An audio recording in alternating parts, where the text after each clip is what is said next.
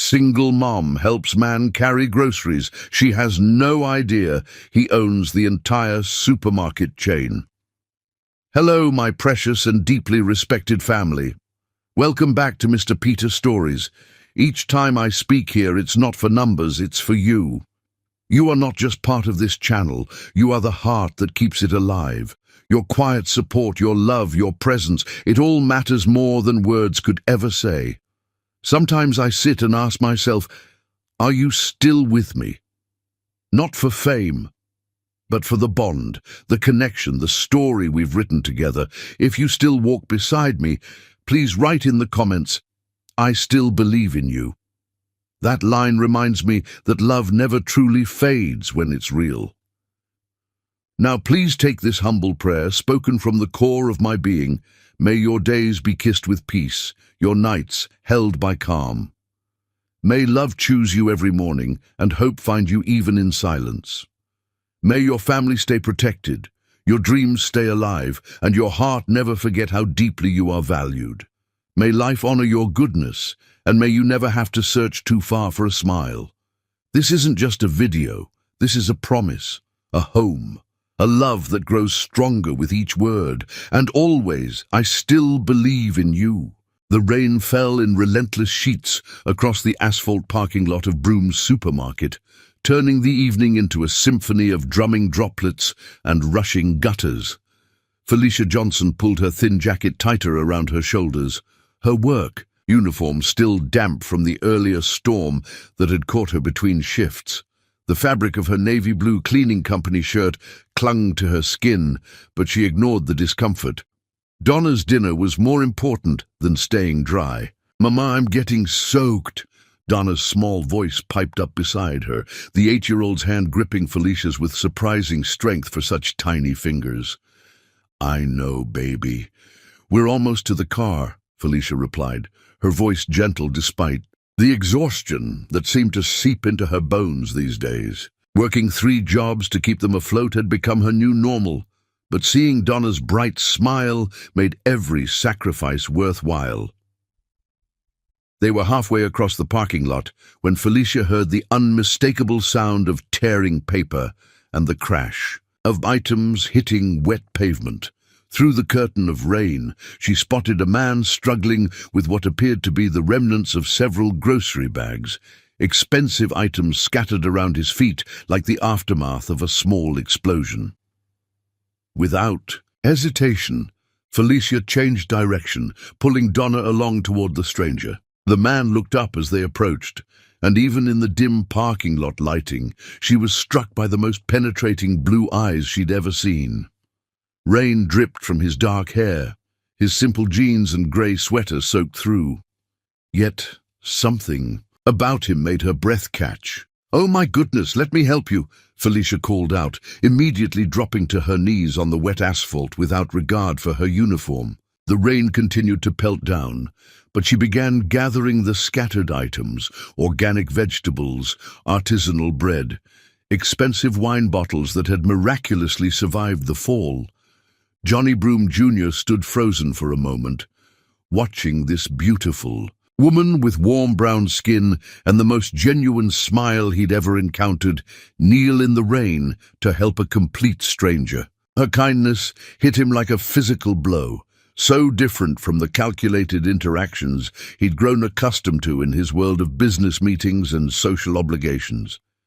"You don't have to," he started, but she was already collecting his belongings with efficient grace. "Mama always helps people," Donna announced proudly, producing a small purple umbrella from seemingly nowhere.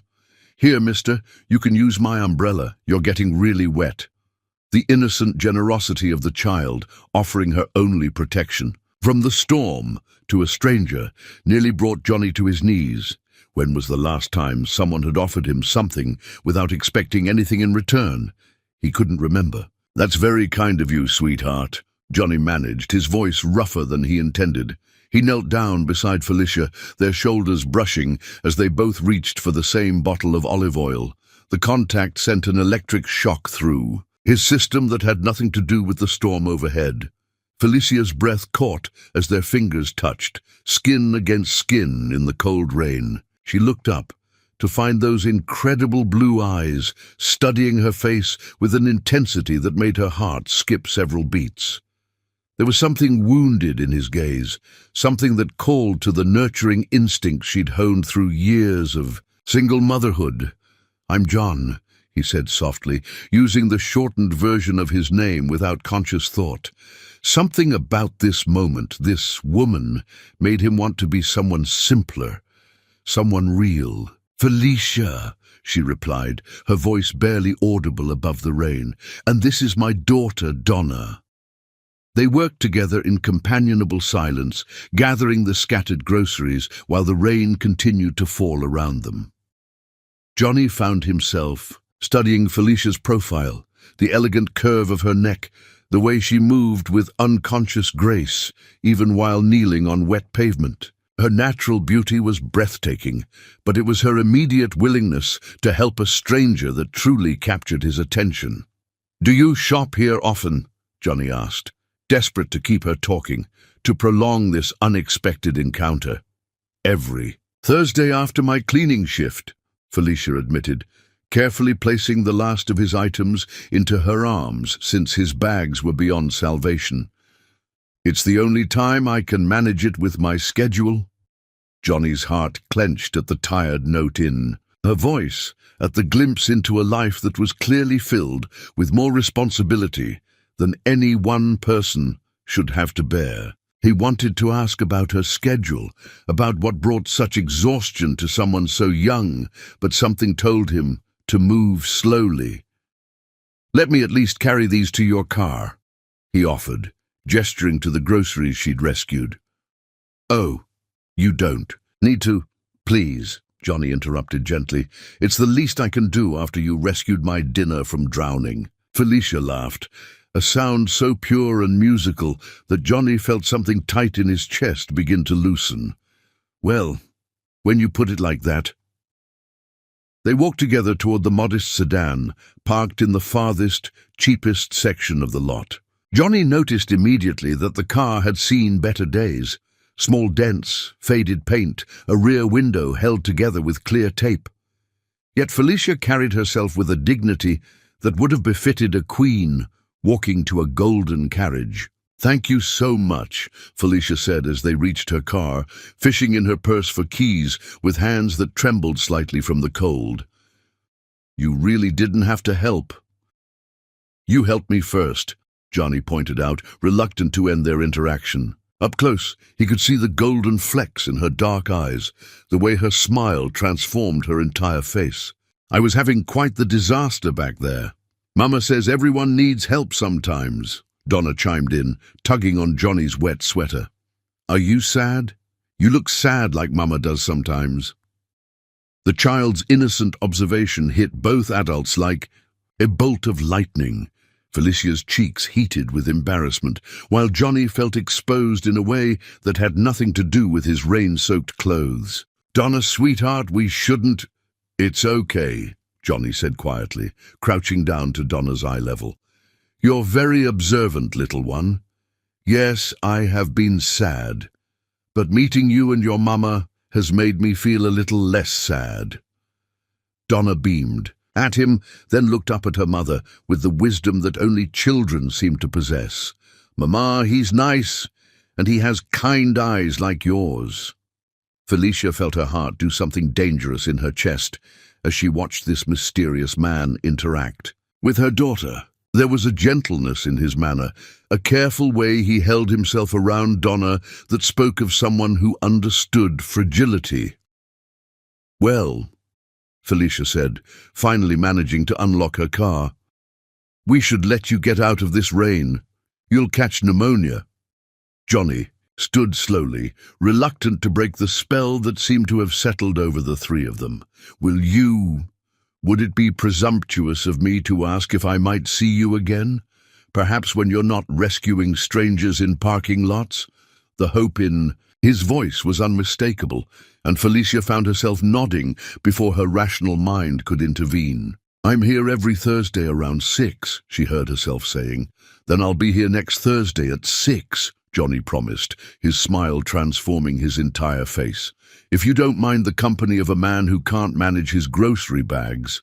As Felicia drove away, her daughter chattering excitedly about the nice man with the sad eyes, she found herself glancing in the rearview mirror.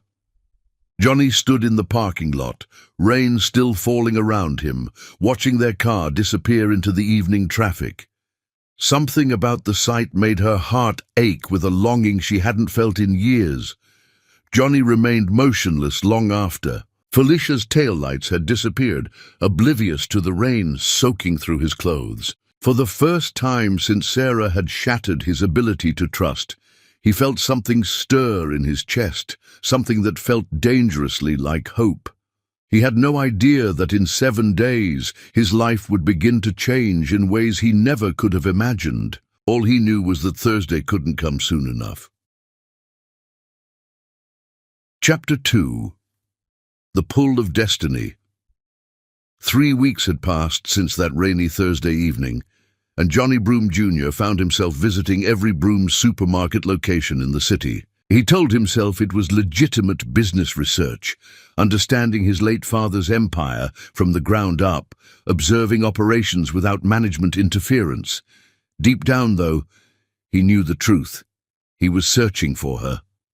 Every Thursday, at 6 o'clock, Johnny positioned himself somewhere near the original store, his heart racing with anticipation that he refused to acknowledge. He'd changed his entire routine, rearranged board meetings, and delegated responsibilities he'd never trusted to anyone else, all for the possibility of seeing Felicia Johnson again.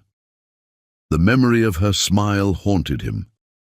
The way she'd knelt in, the rain without hesitation, the musical sound of her laughter, the warmth in her dark eyes when she looked at her daughter, it all played on an endless loop in his mind. He'd dated countless women since his divorce from Sarah, but none had affected him like this complete stranger who'd shown him kindness for no reason other than it was the right thing to do.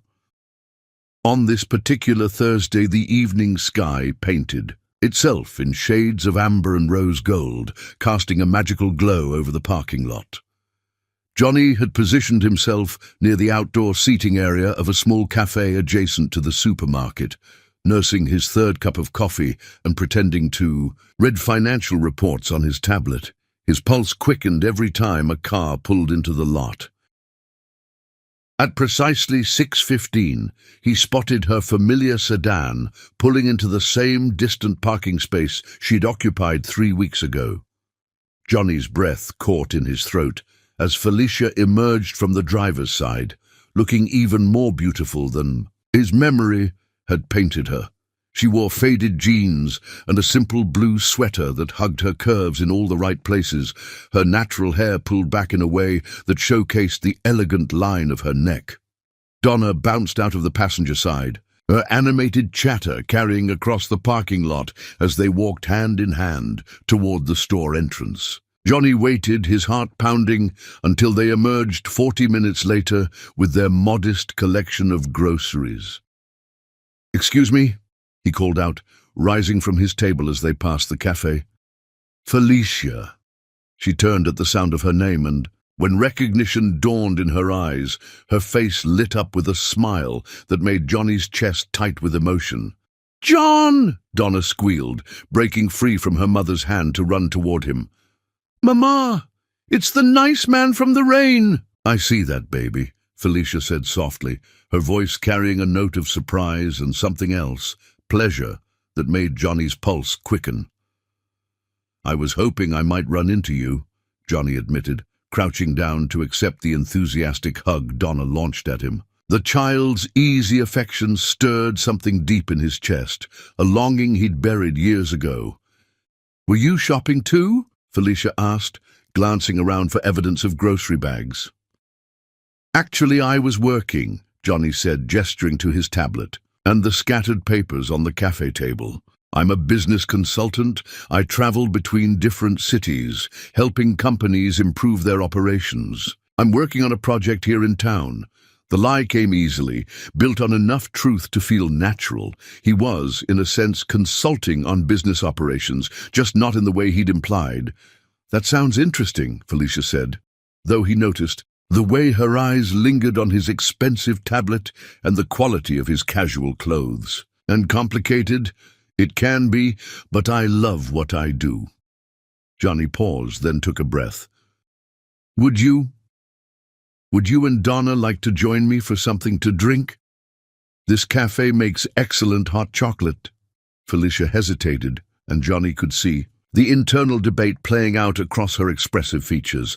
Caution warred with something that looked like longing. "Please, Mama," Donna pleaded, tugging on her mother's hand. "I want hot chocolate with marshmallows." "Just for a little while," Felicia said finally, and Johnny felt like he'd won the lottery. They settled at his table as the sunset painted the sky in increasingly dramatic shades. Johnny ordered hot chocolate for Donna, coffee for Felicia, and found himself studying the way the golden light played across Felicia's skin, making her look like something out of a Renaissance painting. "Tell me about your work," he said, genuinely curious about this woman who'd captured his attention so completely. Felicia's expression grew slightly guarded. "It's nothing glamorous. I clean office buildings at night, serve breakfast at Murphy's, diner in the mornings, and I'm working on my nursing degree online whenever I can find the time." The casual way she delivered this information hit Johnny like a physical blow. 3 jobs plus school. When did she sleep? When did she have time for herself? "That's incredible," he said softly. "You're studying to be a nurse while working too. Jobs and raising Donna?" 3 jobs, Donna corrected importantly, coloring on the paper placemat the waitress had brought her. "Mama also helps Mrs. Peterson with her garden on weekends." Felicia's cheeks flushed with embarrassment. "It's not that much, really. Mrs. Peterson is elderly and can't manage the heavy work anymore. It's just neighbors helping neighbors." Johnny stared at her, amazed by her casual dismissal of what was clearly an exhausting schedule, driven by both necessity and an incredibly generous heart. "How do you do it all?" "You do what you have to do," Felicia said simply, stirring her coffee. "Donna deserves a good life, and nursing has always been my dream. It just took me a little longer to get there than I originally planned." There was a story behind that statement, Johnny could tell. Pain flickered briefly across her features before she smiled and changed the subject. "What about you? Do you have a family?" "No," Johnny said, the word coming out more abruptly than he'd intended. "My parents died when I was young. I grew up in foster care." This was technically true. His mother had died when he was 12, and his father had passed away 6 months ago, leaving him the empire he'd never wanted. The foster care part was a lie, but something about Felicia made him want to appear less privileged, more relatable. "I'm sorry," Felicia said softly, her hand moving as if she wanted to touch his butt, stopping short. "That must have been difficult." "It was. But it taught me to be independent." Johnny paused, then decided to risk a more personal question. "What about Donna's father?" The change in Felicia's expression was immediate and heartbreaking. Pain, anger, and something that looked like shame flashed across her features before. She composed herself. "Marcus left us 2 years ago," she said quietly, glancing at Donna to make sure she was absorbed in her drawing. He fell in love with his secretary, decided he wanted a different kind of life, one that didn't include the responsibilities of a wife and child. The bitter edge to her voice told Johnny there was much more to the story. "I'm sorry, that must have been devastating." "It was," Felicia admitted, "especially for Donna. She kept asking when Daddy was coming home for months afterward." Johnny felt a surge of protective anger toward a man he'd never met. How could anyone abandon this incredible woman and her sweet daughter? "His loss," Johnny said firmly, meaning every word. Felicia looked up at him, surprise flickering in her dark eyes at the intensity in his voice. For a moment they stared at each other across the small table, and Johnny felt that electric connection from the parking lot spark to life again. "Look, Mama," Donna announced, holding up her drawing. "It's us!" Johnny leaned over to examine the colorful crayon masterpiece. Donna had drawn 3 stick figures holding hands, a woman with brown skin and black hair, a small figure that was clearly herself, and a tall figure with blue eyes that was unmistakably meant to be him. "That's beautiful, sweetheart," Felicia said, her voice slightly strained. "We look like a family," Donna said proudly, completely oblivious to the way both adults had gone very still. As the evening grew darker and the cafe began to empty, Johnny found himself reluctant to let this magical interlude end. When Felicia finally gathered her things and announced they needed to head home, he stood immediately. "Let me walk you to your car," he offered. "That's not necessary." "Please," Johnny said quietly. "I'd like to." As they walked across the parking lot, Donna skipped ahead while Johnny carried their grocery bags, despite Felicia's protests. The weight of the modest purchases in the flimsy bags told its own story about their financial situation, and Johnny found himself wanting to fix everything for them. "Thank you," Felicia said as they reached her car. "For the drinks, for carrying our groceries, for listening." "Thank you for sharing your evening with me," Johnny replied. "Both of you." As Felicia buckled a drowsy Donna into the back seat, Johnny noticed the child's eyes drooping. The big, long day was finally catching up with her. "Will we see you again?" Donna asked sleepily. Johnny looked at Felicia, hope and uncertainty warring in his expression. "Would that be okay?" "I'd like that," Felicia said softly, and Johnny felt his spirits soar. As he watched them drive away, Donna's drawing still clutched in his hand, Johnny realized that for the first time in years, he was looking forward to tomorrow. Whatever was happening between him and this extraordinary woman, he wanted to explore it, nurture it, protect it. He just prayed that when she eventually learned who he really was, she would understand why he'd felt the need to hide behind the simple name John. Chapter 3. Building Trust Slowly. 2 months had woven themselves into the fabric of their lives like golden threads, each encounter more precious than the last. Johnny had become a gentle constant in Felicia and Donna's world, appearing with the reliability of sunrise and the warmth of summer rain. He was careful, so very careful, to maintain the delicate balance between his growing feelings and the deception that grew heavier with each passing day. On this particular Saturday afternoon, Johnny arrived at their modest apartment complex carrying a bouquet of yellow daisies, Donna's favorites, as he'd discovered 3 weeks ago when she'd pointed them out in a grocery store display with rapturous delight. The sight of his rental car in the parking lot had become as familiar to the neighbors as the morning joggers and evening dog walkers. "John!" Donna's excited squeal echoed across the courtyard as she spotted him through their second-story window. Within moments, she was bounding down the external stairs, her pigtails bouncing with each step. "Careful, baby," Felicia called from the doorway, but her voice carried laughter rather than real concern. The transformation in her daughter over these past weeks had been remarkable. Donna's natural exuberance, dimmed by her father's abandonment, had blossomed again under Johnny's patient attention. "Are these for me?" Donna asked breathlessly, accepting the flowers with the reverence most adults reserved for priceless artifacts. "Of course they are, Princess," Johnny said, crouching to her level. The endearment had emerged naturally, and watching Donna's face light up every time he used it never failed to make his chest tight with emotion. Felicia appeared beside them, and Johnny's breath caught as it did every time he saw her. Today, she wore a simple sundress in soft coral that made her skin glow like burnished gold in the afternoon light. Her hair fell in loose waves around her shoulders, and the smile she gave him was becoming increasingly precious to him. "You spoil her," Felicia said softly, but there was no censure in her tone, only a warmth that made Johnny's heart race. "She deserves to be spoiled," Johnny replied, meaning every word. "You both do." The flush that crept across Felicia's cheeks was becoming a familiar and beloved sight. Johnny had discovered that compliments made her uncomfortable, as if she wasn't used to being appreciated or valued.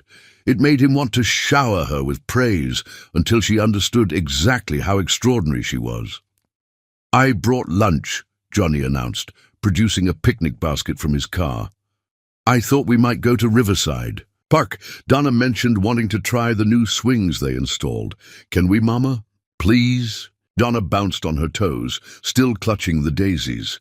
Felicia hesitated, as she always did when Johnny suggested something that might cost money or take up too much of her precious free time. "I should really study this afternoon. I have an anatomy exam on Monday." "Bring your books," Johnny suggested gently. "Donna and I can play while you study. The park has those nice shaded tables." The internal debate played out across Felicia's expressive features, and Johnny held his breath. These small moments of convincing her to accept his help, to let him into their lives a little deeper, felt like victories of monumental importance. "Okay," she said finally, and Donna's whoop of joy echoed through the courtyard. Riverside Park had become their sanctuary over the past weeks. It was here that Johnny had learned Donna's favorite games, discovered that Felicia had a beautiful singing voice she only used when she thought no one was listening, and found himself imagining futures he had no right to dream about. As Donna ran ahead to claim the newest swing, Johnny and Felicia spread a blanket under an ancient oak tree. The easy domesticity of the moment, unpacking sandwiches, arranging Felicia's textbooks, making sure Donna's juice box was within easy reach, felt more natural than anything in Johnny's carefully orchestrated life. "Tell me about your consulting work," Felicia said, as she settled beside him on the blanket, her anatomy book open in her lap. "You never really talk about the specifics." Johnny's stomach clenched with familiar guilt. "It's mostly analyzing operational efficiency," he said, carefully, looking at how companies can streamline their processes, improve customer satisfaction, reduce waste. Nothing too exciting, I'm afraid. It sounds important, though. Making things work better for people. The way she said it, with such respect, for honest work, made Johnny's deception feel like poison in his veins. "What about you? What made you want to become a nurse?" Felicia's expression softened, taking on the dreamy quality it always held when she talked about her goals. "I've always wanted to help people heal. When I was little, I used to bandage my dolls and pretend I was making them better." She laughed, a self-conscious sound. "I know it sounds silly. It sounds beautiful," Johnny interrupted firmly. "The world needs more people who want to heal rather than hurt." Their eyes met and held, and Johnny felt that familiar electric current pass between them. Over the weeks, these moments had become increasingly frequent and increasingly difficult to ignore. The attraction between them was undeniable, but Johnny sensed Felicia's careful reserve, the way she held part of herself back. "Push me higher, John," Donna called from the swing set, breaking the spell. Johnny rose gracefully, but not before, letting his fingers brush against Felicia's hand in what could have been an accident, but definitely wasn't. The slight intake of breath she made told him she'd felt it too. As the afternoon wore on, Johnny found himself on the swing beside Donna, both of them pumping their legs to see who could go higher. Felicia had given up any pretense of studying and was watching them with an expression of such tender longing that it made Johnny's chest ache. "Were you sad when you were little?" Donna asked suddenly, her voice carrying over the creak of the swing chains. The question caught Johnny off guard. "Sometimes," he admitted. "My parents died when I was young, remember? Being in foster care could be lonely." This was the story he'd constructed, built on enough truth to feel authentic. His mother had died when he was 12, leaving him with a father who'd been too consumed with building his business empire to pay attention to his grieving son. In a way, Johnny had been emotionally orphaned long before his father's recent death.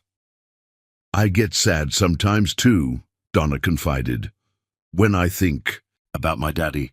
Mama says he loved me, but if he loved me, why did he go away?" The innocent question hit Johnny like a physical blow. He slowed his swing and reached out to gently touch Donna's arm. "Sometimes adults make mistakes, Princess. Really big, stupid mistakes. But that doesn't mean you did anything wrong. You're perfect exactly as you are." When they returned to the blanket, Felicia was wiping tears from her eyes. "You didn't have to," she started. "Yes, I did," Johnny said firmly. "She needed to hear it." They packed up as the sun began to set, painting the park in shades of gold and amber. As they walked back to the car, Donna skipping ahead with her wilted but still treasured daisies, Felicia fell into step beside Johnny. "Can I ask you something?" she said quietly. "Anything." "Why us? I mean, you could spend your time with anyone. You're obviously educated, successful, and," she gestured vaguely at his appearance, "handsome. Why are you here with a single mother and her kid?" Johnny stopped walking, turning to face her fully. The vulnerability in her question, the way she seemed to diminish herself, made him want to gather her in his arms and never let go. "Because you're extraordinary," he said simply. "Because you knelt in the rain to help a stranger. Because you work 3 jobs and go to school and still find time to tend an elderly woman's garden. Because you've raised a daughter who offers her umbrella to sad strangers." His voice grew rough with emotion. "Because when I'm with you, I remember what it feels like to be human." Felicia stared at him, her dark eyes wide and shining. "John." He stepped closer, close enough to smell her subtle perfume, close enough to see the rapid pulse at the base of her throat. "You asked, why you?" he said softly. "The real question is why me? What have I done to deserve this gift of knowing you?" His hands came up to frame her face, thumbs brushing across her cheekbones. "You are everything, Felicia, everything bright and good and worth fighting for in this world." She leaned into his touch, her eyes fluttering closed. "I'm scared," she whispered. "Of what? Of how much I'm starting to feel for you. Of what happens when your consulting job here ends and you have to leave. Of letting Donna get attached to someone who might disappear." Johnny's heart clenched. If only she knew the truth, that he wasn't going anywhere, that he owned half the city and could stay forever if she'd let him. But his deception had grown so complex, so integral to how she saw him, that he couldn't find a way to unravel it without destroying everything. "I'm not going anywhere," he said instead, meaning it with every fiber of his being. He was leaning down. She was rising on her toes, their lips mere inches apart when, "Mama! John! Look what I found!" Donna's excited voice shattered the moment. As she came running back with a feather she'd discovered, they sprang apart, both breathing hard, both aching with interrupted longing. Johnny ran a hand through his hair, trying to regain his composure, while Felicia pressed her fingers to her lips as if she could still feel the kiss that had almost been.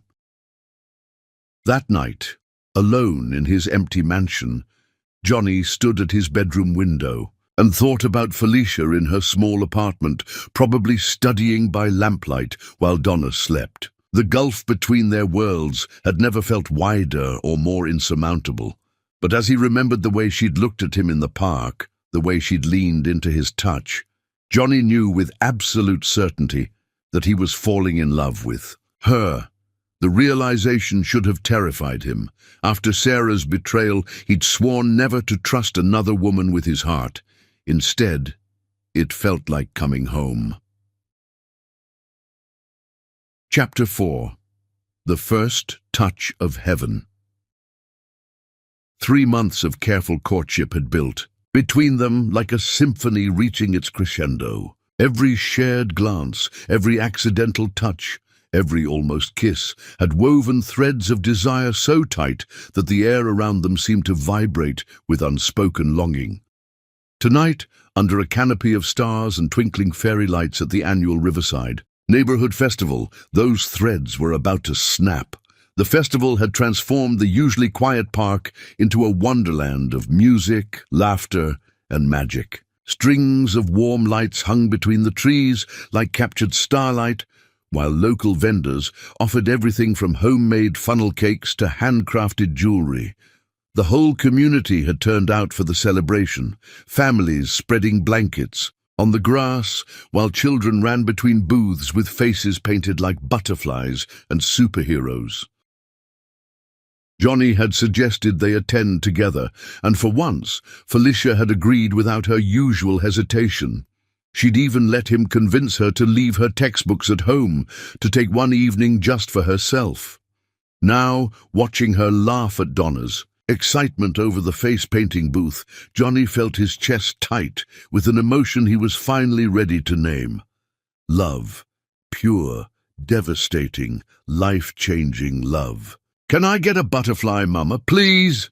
Donna bounced on her toes, pointing at the elaborate designs painted on other children's faces. "Of course, baby," Felicia said, reaching for her wallet.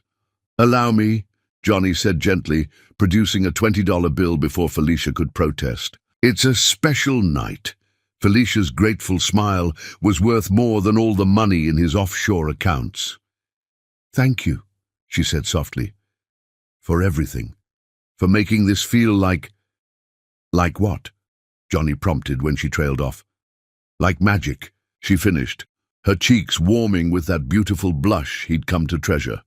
As Donna settled into the artist's chair, chattering excitedly about wanting purple and silver wings, Johnny and Felicia found themselves alone for the first time. All evening, the festival continued around them, but suddenly Johnny was acutely aware of every detail, the way the fairy lights caught the golden highlights in Felicia's dark hair, the subtle vanilla scent of her perfume, the way her sundress fluttered around her legs in the evening breeze. "Dance with me," he said suddenly, extending his hand as the local jazz quartet began a slow, sultry melody. Felicia glanced around at the other couples swaying on the makeshift dance floor. "I'm not very good." "Neither am I," Johnny lied smoothly. Years of charity galas and society events had made him an excellent dancer, but he would have gladly stumbled through every step if it meant holding her close. Her hand slipped into his, like it belonged there, and Johnny felt the rightness of it settle into his bones. He led her to the edge of the dance floor, where the shadows were deeper and the lights softer, and pulled her gently into his arms. The moment their bodies touched, everything else faded away. Felicia's free hand came to rest on his chest, right over his racing heart, while his settled at the small of her back. They moved together as if they'd been dancing for years, their bodies finding a rhythm that had nothing to do with the music and everything to do with the magnetic pull that had existed between them since that first rainy night.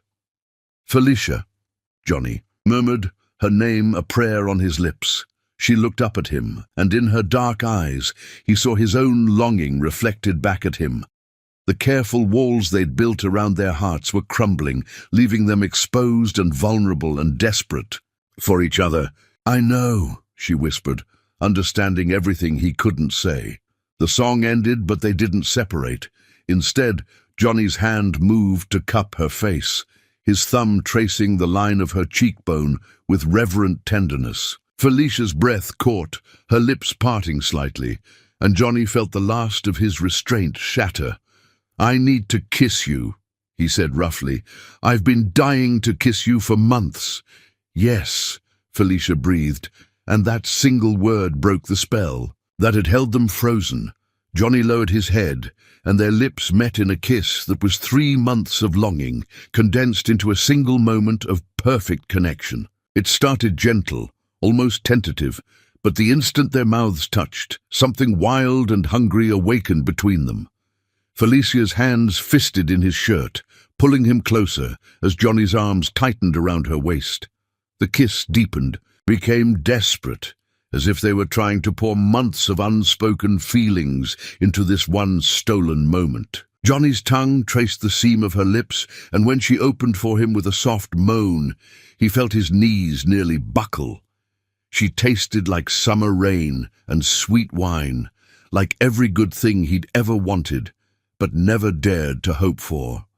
Her body was soft and warm against his, fitting against him like she'd been made for his arms. The world around them disappeared, the festival, the music, the laughter of children, until there was nothing but this woman who'd somehow become his entire universe. When they finally broke apart, both breathing hard, Johnny rested his forehead against hers. That was worth waiting for, Felicia finished, her voice husky with desire. Look, Mama, I'm a butterfly. Donna's excited voice shattered the moment as she ran toward them, her face painted with elaborate purple and silver. Wings. You're beautiful, baby, Felicia managed, her voice only slightly breathless. Johnny found himself staring at this picture, Felicia with her kiss-swollen lips and bright eyes, Donna glowing with happiness, the festival lights creating a halo around them both. This was what he wanted. This family, this life, this love that had taken root in his chest and refused to let go. The rest of the evening passed in a blur of shared glances and careful not touching, the tension between them building with every passing minute. When Donna finally began to yawn and rub her eyes, Johnny knew the moment of truth had arrived. Let me take you both to dinner tomorrow night, he said, as they walked to Felicia's car. Somewhere nice, a real date. Felicia bit her lip, that familiar hesitation crossing her features. I don't have anyone to watch Donna. Bring her, Johnny said immediately. I want to take you both somewhere special. The smile that spread across Felicia's face was like sunrise after the longest night.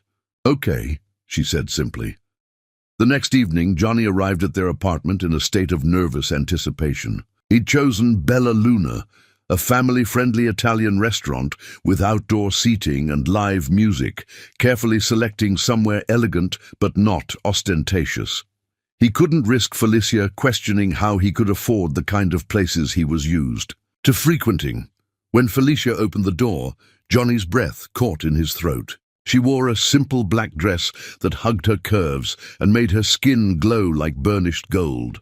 Her hair fell in soft waves around her shoulders, and she'd applied just enough makeup to make her dark eyes luminous.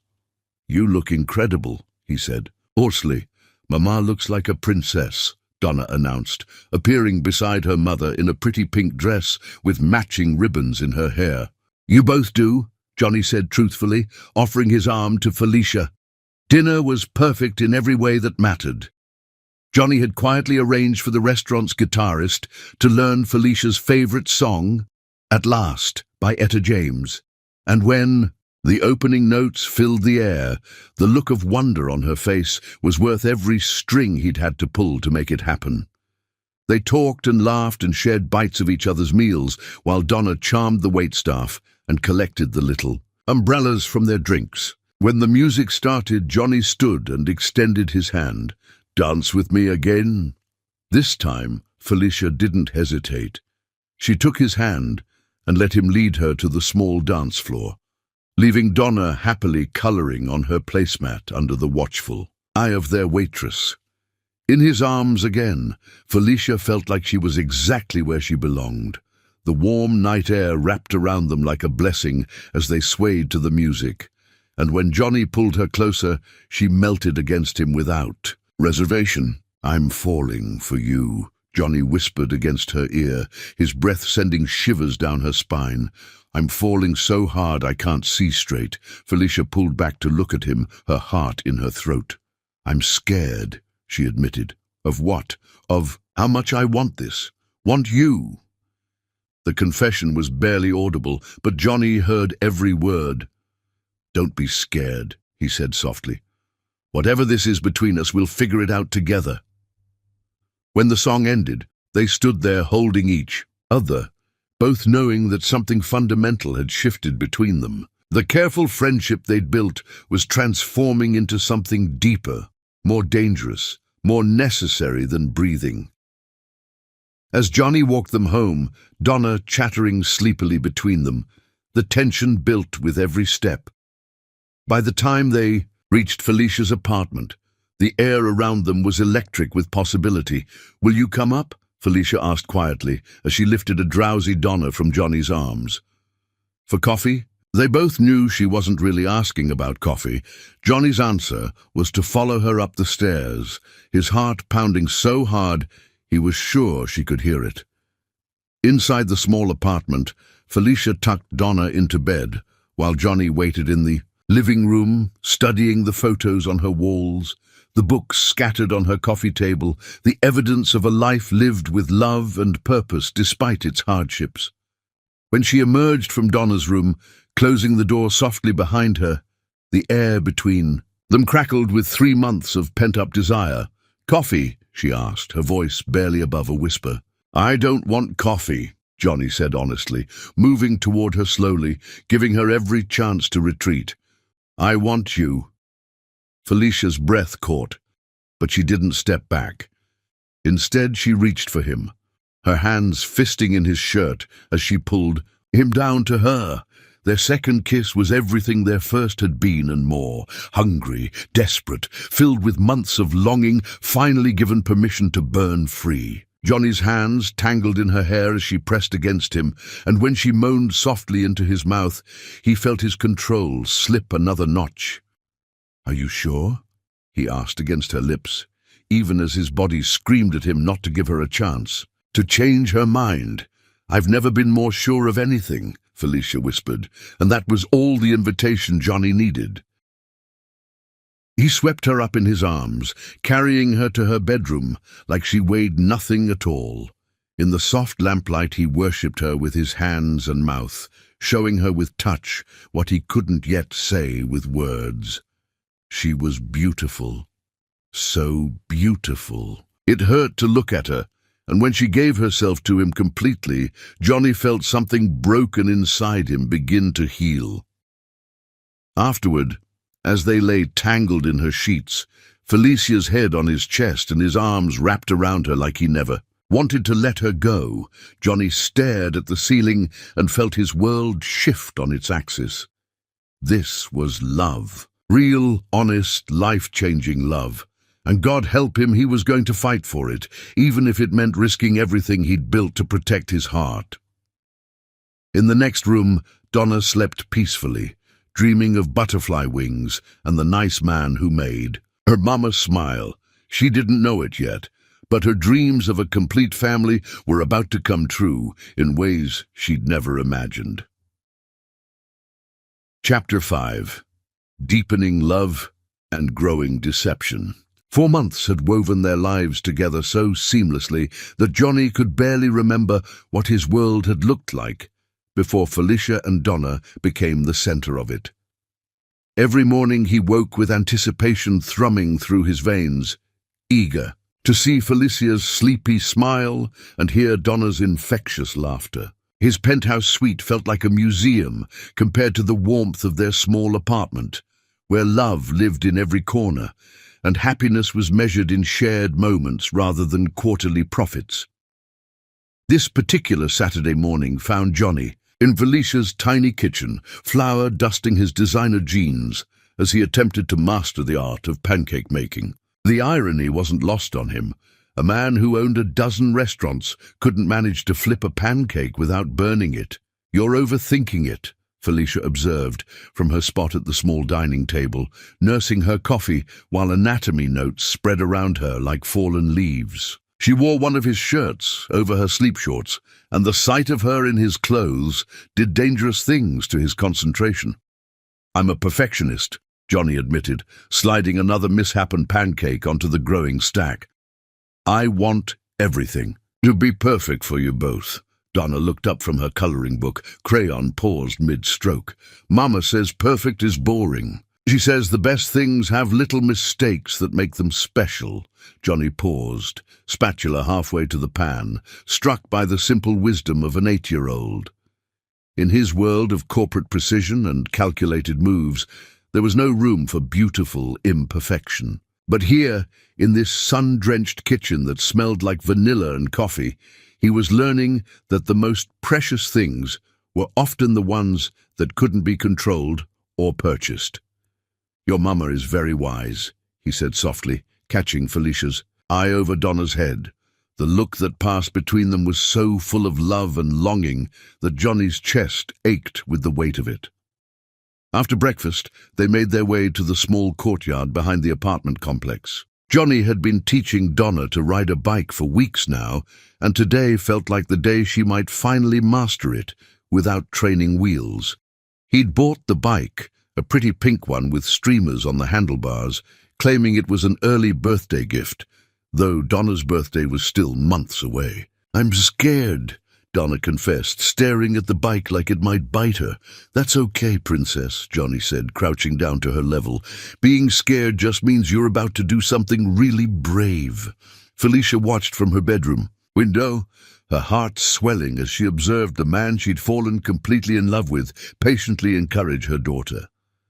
Johnny's hands were steady on the bike seat, his voice calm and reassuring as he jogged beside Donna, ready to catch her if she fell. "I'm doing it! I'm really doing it!" Donna's joyful shout echoed off the buildings as she pedaled independently for the first time. Johnny let go gradually, his hands hovering near the seat for several more feet before he realized she no longer needed his support. Pride and love crashed through him in equal measure as he watched this little girl, who'd somehow become his little girl in every way that mattered, achieve something she'd worked so hard for. Felicia appeared at his side, having run down from the apartment to witness the momentous occasion. "She's really doing it," she whispered, tears streaming down her cheeks. Without thinking, Johnny pulled her into his arms, spinning her around as Donna continued her victorious circuits around the courtyard. When he set her down, they were both, laughing and crying, caught up in the pure joy of the moment. "Thank you," Felicia said, her hands fisted in his shirt. "For this, for her confidence, for making us feel like a real family." The word family hit Johnny like a physical blow. That's what they'd become, wasn't it? Not officially, not legally, but in every way that mattered, the three of them had created something beautiful and fragile and utterly precious. "You are my family," Johnny said fiercely, meaning every word. "Both of you, you're everything to me." That evening, after Donna had fallen asleep exhausted from her bike-riding triumph, Johnny and Felicia found themselves tangled together in her bed, skin against skin, hearts beating in perfect synchronization. Making love to Felicia had become Johnny's religion, a sacred act that grounded him in ways nothing else ever had. "You're so beautiful," he whispered against the column of her throat, his lips tracing patterns of fire across her dark skin. "So perfect." Felicia arched beneath him, her hands threading through his hair as he worshipped her with his mouth and hands. Every touch was reverent, every kiss a promise he prayed he'd be able to keep. In the soft lamplight, her skin glowed like burnished gold, and Johnny found himself thinking that no work of art had ever been as stunning as Felicia in the throes of passion. "I love you," she gasped as he moved within her, the words torn from her throat by pleasure and emotion. "God, John, I love you so much." The confession shattered something inside Johnny's chest.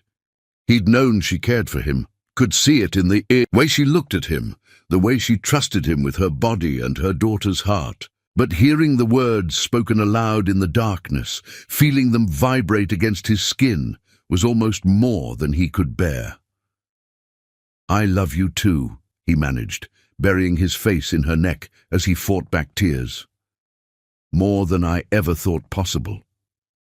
Afterward, as Felicia slept curled against his side, Johnny stared at the ceiling and felt the familiar weight of his deception pressing down on his chest like a physical force. Every day the lie grew bigger, more complex, more impossible to unravel without destroying everything they'd built together.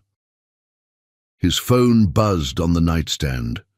probably his assistant with some corporate emergency that suddenly seemed laughably unimportant.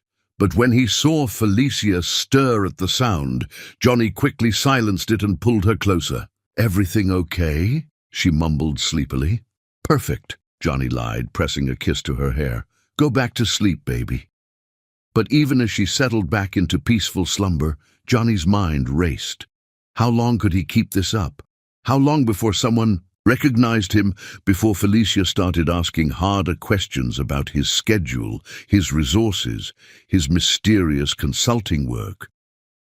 The questions multiplied in the weeks that followed. Felicia was too intelligent, too observant, not to notice the inconsistencies that were becoming harder to explain away. "That's a beautiful watch," she commented one Sunday morning as they walked through the farmer's market, Donna skipping ahead of them with a balloon shaped like a flower. Johnny glanced down at the Patek Philippe on his wrist, a gift to himself. When he'd closed his first major acquisition, it was worth more than most people made in a year, and wearing it around Felicia had been monumentally stupid.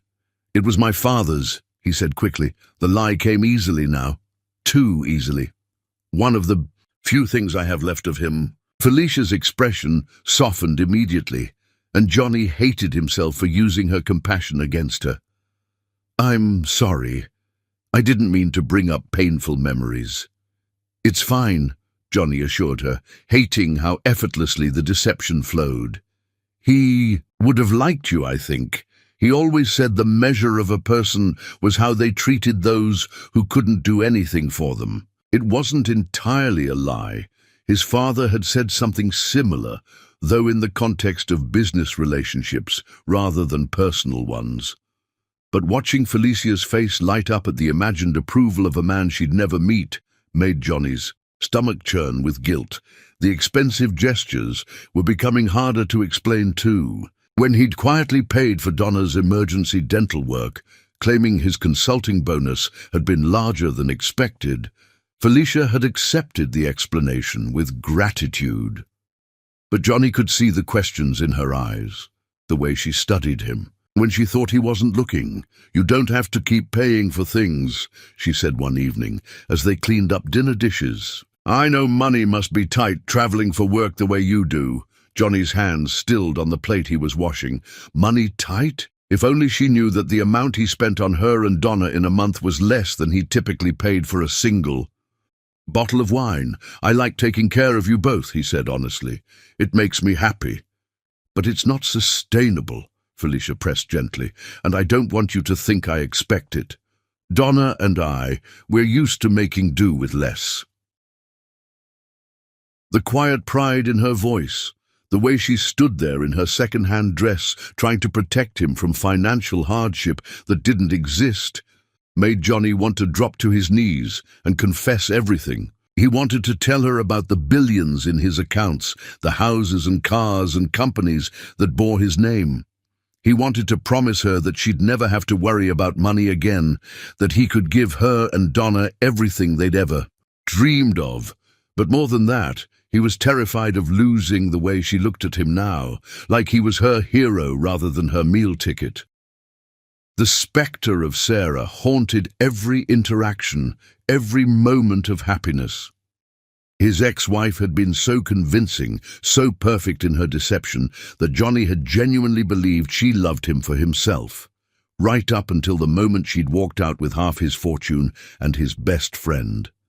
"Felicia," he started, the truth burning in his throat like acid. She looked up at him with those dark eyes full of love and trust, and Johnny felt his courage desert him. "Nothing," he said instead, pulling her into his arms. "I just love you." "I love you too," she whispered against his lips, and Johnny kissed her like his life depended on it, because in many ways it did. This life they'd built together, this family they'd created, this love that had healed wounds he'd thought were permanent. It was everything to him, and the thought of losing it, of seeing trust turn to betrayal in Felicia's eyes, was more terrifying than any business crisis he'd ever faced. That night, as he held Felicia in his arms, and listened to her peaceful breathing, Johnny made a decision. He would tell her the truth soon. He would find a way to explain his deception, to make her understand that every emotion between them was real, even if the circumstances weren't. He just needed a little more time to figure out how to do it without losing everything that mattered. Outside, rain began to fall against the windows, and Johnny was reminded of that first night when Felicia had knelt in a parking lot to help a stranger. She'd shown him kindness without knowing who he was or what he was worth, and that memory gave him hope. Perhaps, when the time came, that same generous heart would find a way to forgive him. Chapter 6. When the Mask Falls. 8 months. 8. Perfect, imperfect, life-changing months that had transformed Johnny's existence from empty luxury into something rich with meaning and love. As he sat in his corner office on the 40th floor of the Broom Industries building, Johnny stared out at the city skyline and felt the familiar weight of his deception pressing against his chest like a physical thing.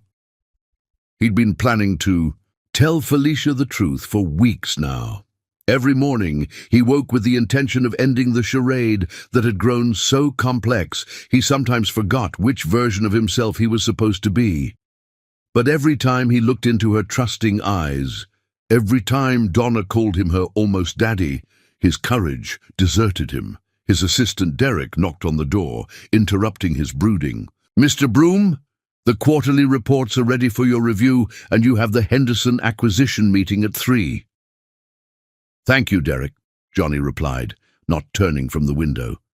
"And remember, if anyone asks where I am, consulting work, different cities, irregular schedule," Derek recited with the weary tone of someone who'd been covering the same lie for months. "Though I have to say, sir, this is getting increasingly difficult to maintain. The board is asking questions about your extended absences." Johnny's jaw tightened. The board could wait. His entire empire could wait. Nothing mattered more than the small apartment across town where Felicia was probably studying for her upcoming nursing exams, while Donna practiced her spelling words. "I can handle the board," Johnny said dismissively. "Just keep doing what you're doing." Derek left with a concerned expression that Johnny chose to ignore. Instead, he turned back to his computer, trying to focus on profit margins and market projections, but his mind kept wandering to Felicia's laugh, to the way she looked when she was concentrating on her textbooks, to the plans they'd made for dinner tonight. He was so absorbed in his thoughts that he didn't hear his office door open an hour later. "Excuse me," an unfamiliar voice said. "I'm looking for John. The security guard said he was in this office, but there seems to be some mistake." Johnny's blood turned to ice as he slowly turned in his chair. There, standing in his doorway, wearing scrubs from her morning shift at the diner and holding a brown bag that undoubtedly contained his favorite sandwich, was Felicia. For a moment, time suspended itself. Felicia's beautiful face cycled through, confusion, recognition and dawning horror as she absorbed the opulent office, the nameplate reading Jonathan Broom Jr., CEO, and the man she'd fallen in love with sitting behind it all like he belonged there. Because he did. "Felicia," Johnny breathed, rising from his chair on unsteady legs. "What are you doing here?" She looked around the office again, as if hoping the reality would somehow change. "I wanted to surprise you, bring you lunch at your temporary office, but the security guard, he called you." Her voice trailed off, the brown bag slipping from nerveless fingers to hit the marble floor with a soft thud. "Mr. Broom Jr., Johnny finished quietly, the words hanging between them like a death sentence. Felicia's dark eyes, usually so warm and loving when they looked at him, were now wide with shock and something that looked like devastation. "Who are you?" she whispered. Johnny moved around his desk slowly, as if approaching a wounded animal. "I'm exactly who I've always been with you. I'm the man who loves you more than his own life. I'm the man who would do anything to protect what we Have together. But you're not John the traveling consultant, Felicia said, backing toward the door. You're Jonathan Broom, Jr. You own... She gestured helplessly at the office, at the view of the city spread out below them. You own all of this. The supermarket where we met, this building, God knows what else. Let me explain, Johnny pleaded. Reaching for her, Felicia flinched away from his touch, and the rejection hit Johnny like a physical blow. Don't, she said sharply. Don't touch me, I can't. I need to think. But Johnny could see her thinking, could watch the wheels turning as she processed every inconsistency she'd noticed over the past months. The expensive watch he'd claimed was his father's.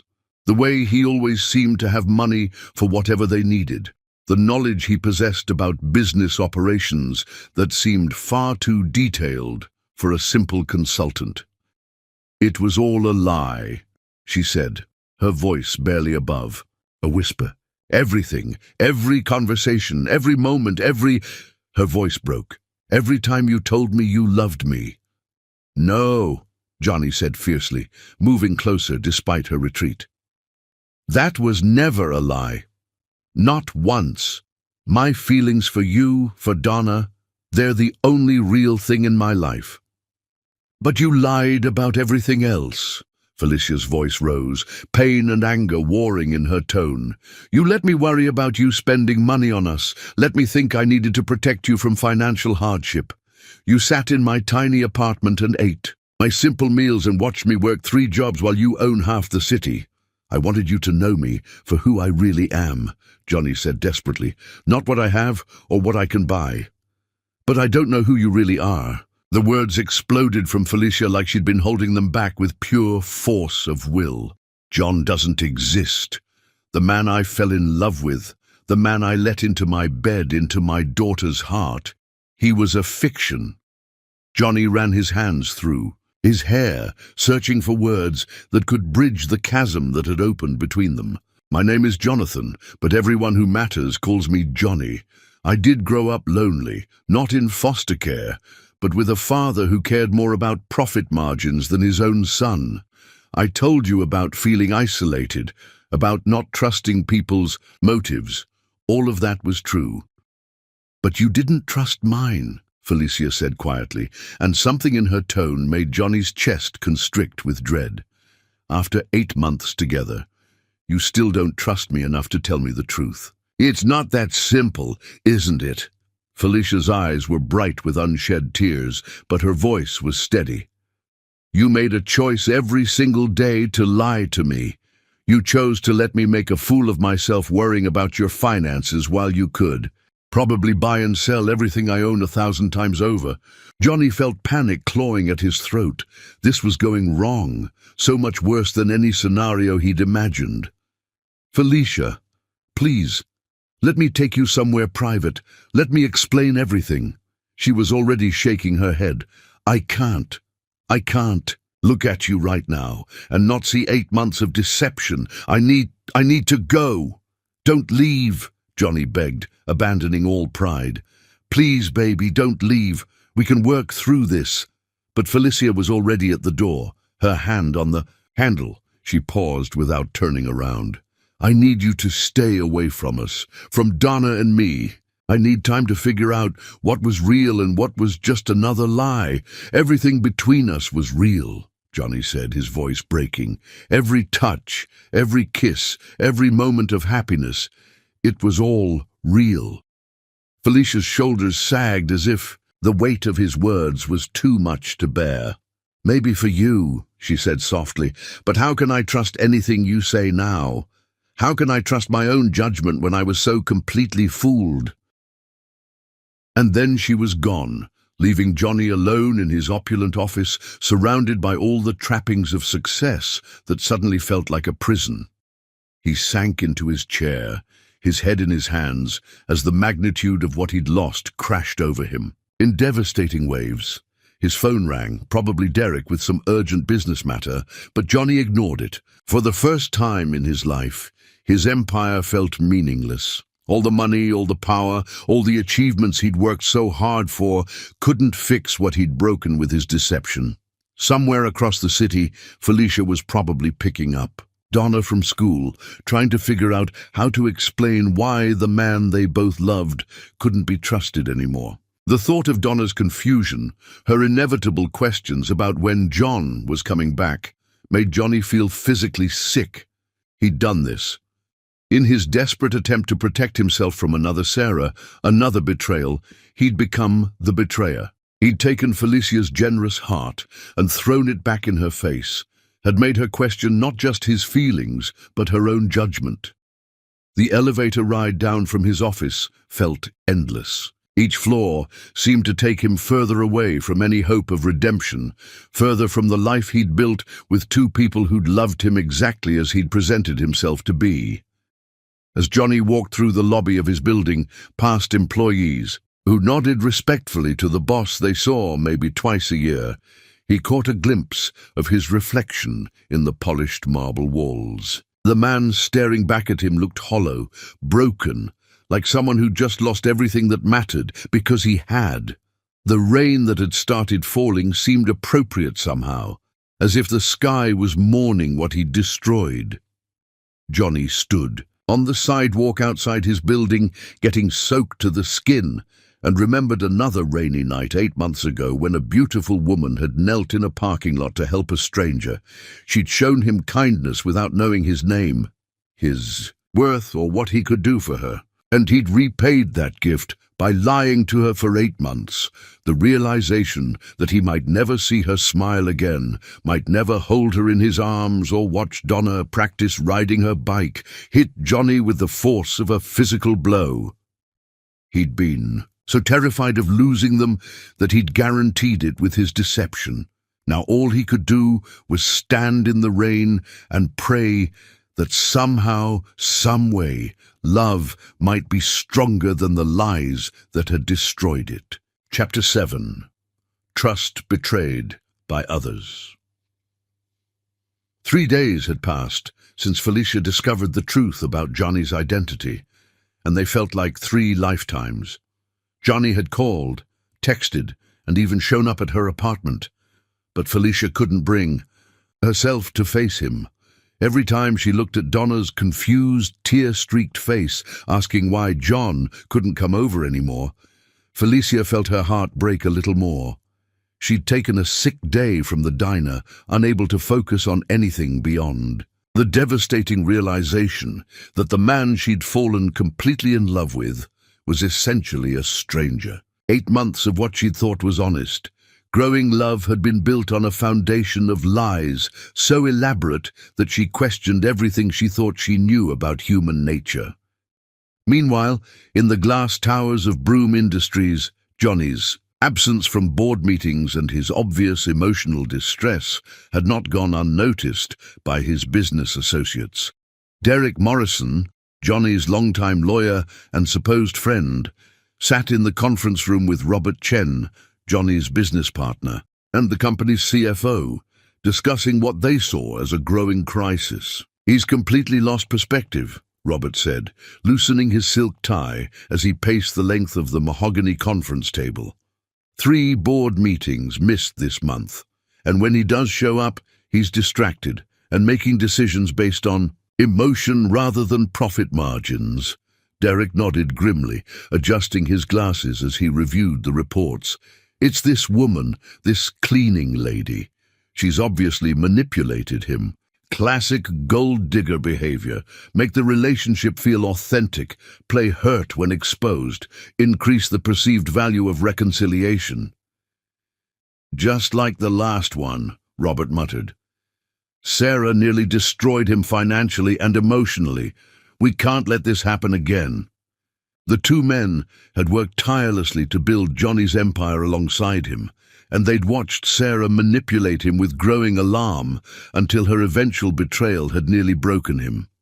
They'd sworn then that they wouldn't stand by and watch another woman destroy everything they'd all worked to build. "We need to handle this ourselves," Derek decided. "Johnny's too emotionally compromised to see what's really happening. She's played this perfectly. The sweet single mother routine, the hard-working nurse angle, even the kid as additional leverage. But every woman has a price. You think she'll take money? Robert asked. They always do, Derek said with the cynical confidence of a man who'd never experienced genuine love. It's just a matter of finding the right amount. What neither man understood was that their assessment of Felicia couldn't have been more wrong. While they saw calculated manipulation, the truth was that Felicia was at home with Donna, trying to rebuild the walls around her heart that Johnny had so thoroughly demolished. The next morning, as Felicia walked Donna to school, she noticed the black sedan following them at a discreet distance. Her first instinct was to dismiss it as paranoia, but when the same car was waiting outside the elementary school when she returned from dropping Donna off, her anxiety spiked. Two men in expensive suits approached her as she walked toward her. Modest car. They moved with the predatory confidence of people accustomed to getting what they wanted through intimidation and money. Miss Johnson? The taller one, a man with silver hair and cold blue eyes, stepped into her path. I'm Derek Morrison, Mr. Broom's attorney. This is Robert Chen, his business partner. We need to speak with you. Felicia's blood ran cold. The fact that Johnny's associates had tracked her down, that they knew her name and her schedule, felt like another violation of her privacy. I don't have anything to say to you, she said firmly, trying to step around them. I think you'll want to hear what we have to offer, Derek said smoothly, producing a sleek briefcase from the back seat of their car. Mr. Broom sent us to discuss your situation. What situation? Felicia asked. Though part of her already knew she didn't want to hear the answer, Robert opened the briefcase with practiced ease, revealing neat stacks of cash that made Felicia's stomach lurch. $750,000. He announced, more money than you'll make in a lifetime of cleaning offices and serving coffee. What is this? Felicia whispered, staring at the money like it might bite her. This is Mr. Broom's final offer, Derek explained with the detached professionalism of someone conducting a routine business transaction.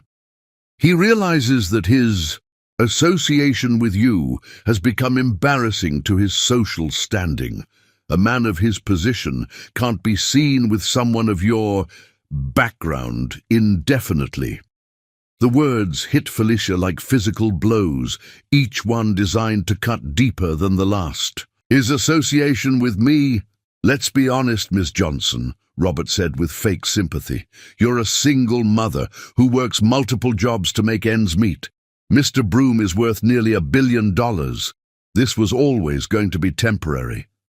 Felicia felt something cold and fierce rising in her chest. And this money is supposed to make me disappear quietly. This money is supposed to compensate you for your time and ensure that you understand the relationship is over, Derek clarified. Mr. Broom wants you to take it and move on with your life.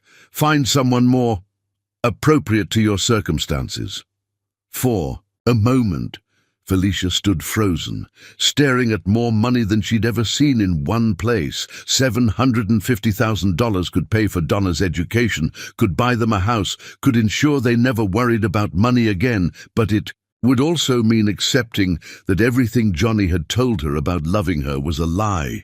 It would mean believing that she was just an embarrassment to be paid off and discarded. The fury that had been building in Felicia's chest exploded outward like a dam bursting. Without a word, she grabbed the briefcase and upended it, sending stacks of cash flying across the parking lot in the morning breeze. You can tell Mr. Broom, she said, her voice shaking with rage and dignity, that my love was never for sale. Not for $750,000, not for $750 million. If he wants to end things between us, he can have the courage to tell me himself instead of sending his lackeys to insult me. Derek and Robert scrambled to collect the scattered money, their professional composure cracking as they realized their plan had backfired spectacularly. Miss Johnson, please be reasonable, Derek started. Get away from me, Felicia said sharply, both of you, and if I see you near my daughter's school again, I'll call the police. She drove home in a fury that gradually gave way to devastating heartbreak. If there had been any part of her that hoped Johnny's deception came from fear rather than manipulation, this had destroyed it completely. He'd sent his people to pay her off like she was a prostitute who'd outlived her usefulness. The moment she walked into her apartment, Felicia grabbed her phone and dialed Johnny's number. He answered on the first ring, hope evident in his voice. "Felicia? Thank God I've been—" "How dare you?" She cut him off, her voice like ice. "How dare you? Send your people to offer me money to disappear." "What?" Johnny's confusion sounded genuine, but Felicia was beyond believing anything that came out of his mouth. $750,000, Johnny. That's what your lawyer and business partner think I'm worth. They said you sent them to pay me off because I'm an embarrassment to your social standing. Johnny's sharp intake of breath was audible even through the phone. "Felicia, I swear to you, I had nothing to do with that. I would never— Stop lying!" The words tore from her throat with the force of 8 months of suppressed doubt and pain. "Just stop. I actually thought— God, I was starting to think maybe you really did love me. Maybe the deception came from being hurt before. But this proves it was all just some sick game to you." "It wasn't a game," Johnny said desperately. "Felicia, please listen to me. I'm going to fire them both right now. I never authorized this. I never would have. It doesn't matter," Felicia said quietly, exhaustion replacing anger. "Don't you see? Even if you didn't send them, the fact that the people closest to you thought this was appropriate says everything about how you really see me, about how your world sees people like me. That's not how I see you," Johnny pleaded. "You know that's not how I see you." "I don't know anything anymore," Felicia replied. "I thought I knew you, and I was completely wrong. I thought what we had was real, and it was built on lies. Now your people are offering me money to disappear because I'm beneath your social class. I can't do this anymore." In the background, Johnny could hear Donna's voice asking her mother why she was crying. The sound of the little girl's confusion and distress hit him like a knife to the chest. "Felicia, please don't do anything permanent. Give me a chance to fix this, to explain." "Goodbye, Johnny," Felicia said softly, and the line went dead. Johnny immediately called Derek, his hands shaking with rage as he waited for his lawyer to answer. "Derek, what the hell did you do?" he roared the moment the call connected. "Johnny, calm down. We were protecting your interests." "You offered the woman I love money to leave me behind my back without my knowledge or consent?" "She's playing. You just like Sarah did," Derek said defensively. "We thought if we could prove she was after your money—" "You're fired," Johnny said coldly. "Both of you. Clean out your offices today. Security will escort you out." "Johnny, be reasonable." Johnny hung up and immediately tried calling Felicia back, but her phone went straight to voicemail. He tried again and again, each unanswered call driving home the magnitude of what Derek and Robert's interference had cost him. Across town, Felicia sat on her bed, surrounded by the few belongings she and Donna owned, methodically packing them into suitcases. Donna sat in the corner, clutching her favorite stuffed animal and watching her mother with wide, frightened eyes. "Where are we going, Mama?" Donna asked in a small voice. "To stay with Grandma Rose for a while," Felicia replied, her voice carefully controlled. Her grandmother lived 3 hours away in a small town where nobody knew about billionaire heirs or complicated love affairs. "But what about John? When will he come see us?" Felicia's hands stilled on the sweater she was folding. How could she explain to an 8-year-old that the man who'd taught her to ride a bike and read her bedtime stories had never really existed? "He's not coming anymore, baby," she said quietly. "But why?" Donna's voice broke on the question. "Did I do something wrong? Is he mad at me?" "No, sweetheart, you didn't do anything wrong." Felicia gathered her daughter in her arms, holding her, as they both cried for the man who'd made them believe in happy endings, before proving that fairy tales were just pretty lies told to naive little girls who should have known better.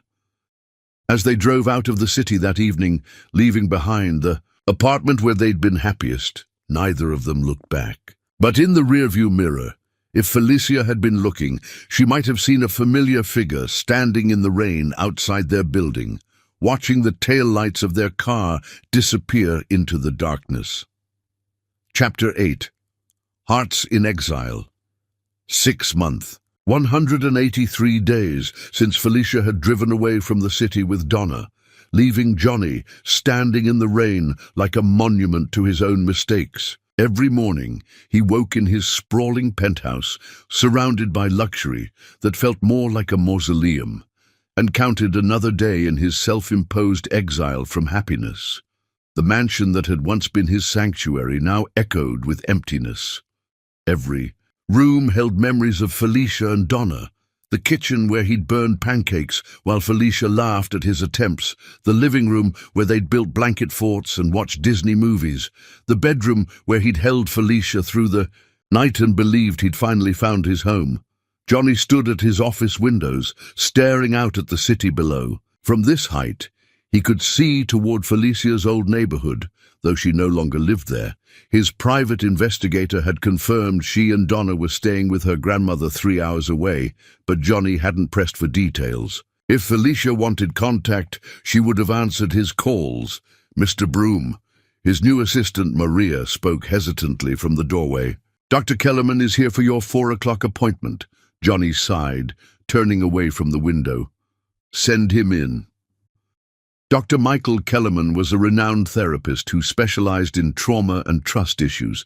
Johnny had resisted therapy for months after Sarah's betrayal, but losing Felicia had finally broken through his stubborn pride. If there was any chance of becoming the man Felicia deserved, he needed to confront the demons that had driven him to lie to the only woman he'd ever truly loved.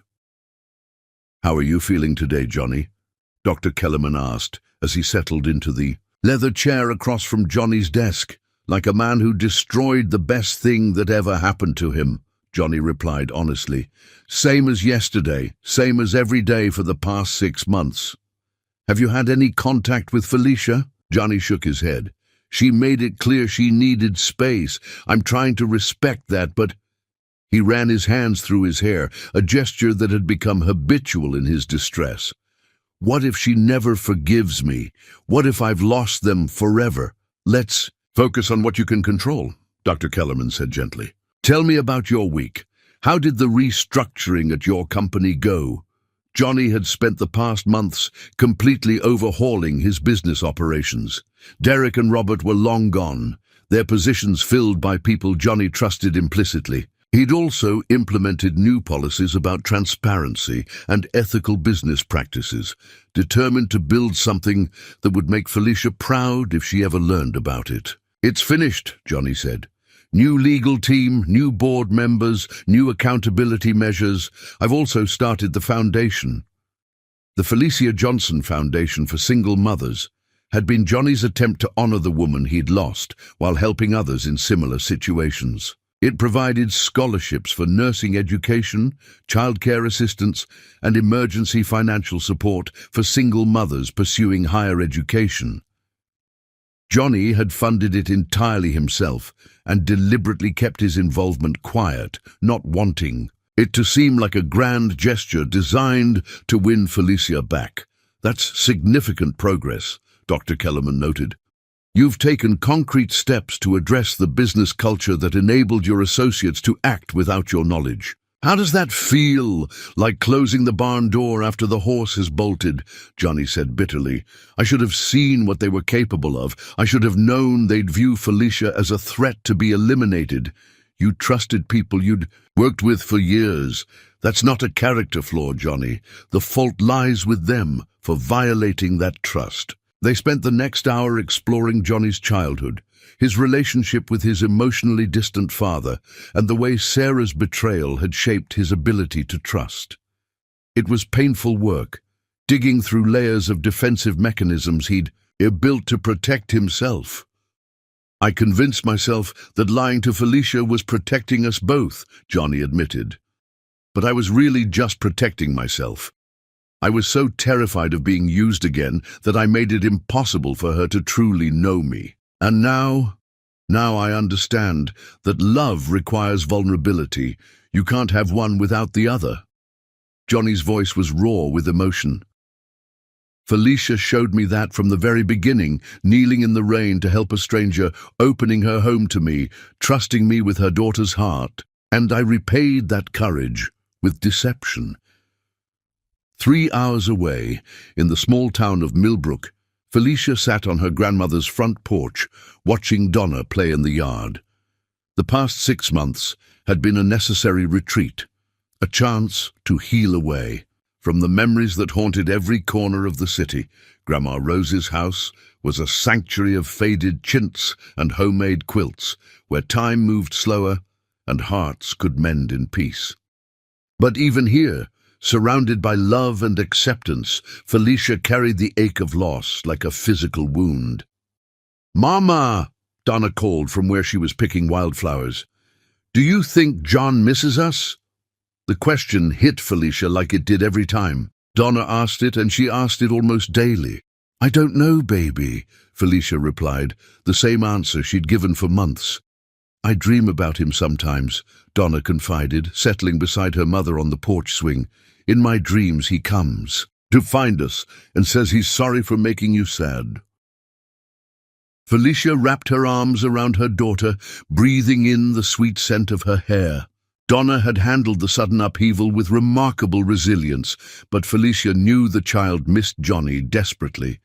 They all did. "Sweet pea," came Grandma Rose's voice from the kitchen window. "Phone for you." Felicia's heart jumped, as it did every time the phone rang. She'd changed her number when they moved, but Johnny was resourceful and determined. So far, though, the calls had all been mundane. Job, interviews, school administrators, medical appointments. "It's your friend Lisa," Grandma Rose called, and Felicia felt equal parts relief and disappointment.